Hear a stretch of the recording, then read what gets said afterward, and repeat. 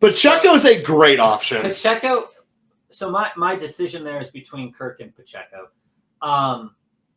Had I not taken Brown earlier, because I was going to take Connor where I took Brown. So the decision was, would I rather have Brown and Pacheco, or would I have rather had James Conner and Christian Kirk? I think you made the right selection. And those decisions are some that you have to come up with, because not only is it good to practice mock drafting to know what you're going to do in a given situation. Yep.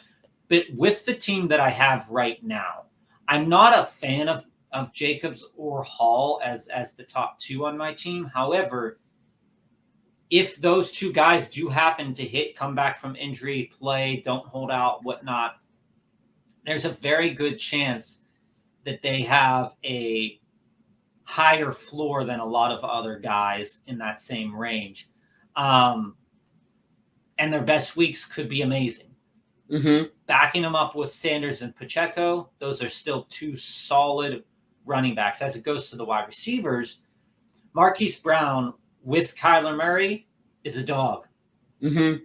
Without Kyler Murray, I don't even know. But he's my fourth guy. But he's also, without a doubt, the number one receiver on that team.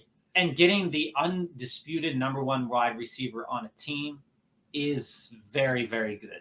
It is, yeah. Javonte Williams. The other thing that's very good is if you identify the receiver who could become the number one this year. They're currently the number two on their team, but they could become the number one. And to me in the NFL, there are about four of these guys that you look at and say, he could become a number one receiver and take over all the things. Mm-hmm. Mike Williams has a very easy route if Keenan Allen gets hurt again.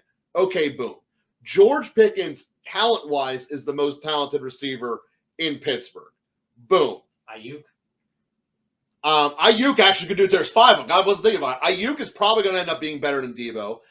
People are going to hate me for this. Waddle's going to end up being a better receiver than Tyreek Hill, a very expensive upgrade. And when you look at this across the board, there's not a whole lot of those choices that you have. But those are the kinds of players that you draft lower this year, mm-hmm. and next year are 3 or 4 rounds higher, mm-hmm. and that you really can take off with. So to me, those are the receivers that I am in love with so much. Mike Williams, George Pickens, Jalen Waddle, and Ayuk, they really do show up the ability of taking over and running leagues. Yeah, and to your point of players that have an advantage because they're basically the only guy in town, you don't really want to fall into the Chase Edmonds experiment that was last year, drafting a guy like Chase Edmonds fairly high. You would probably draft him in the second or third round last year.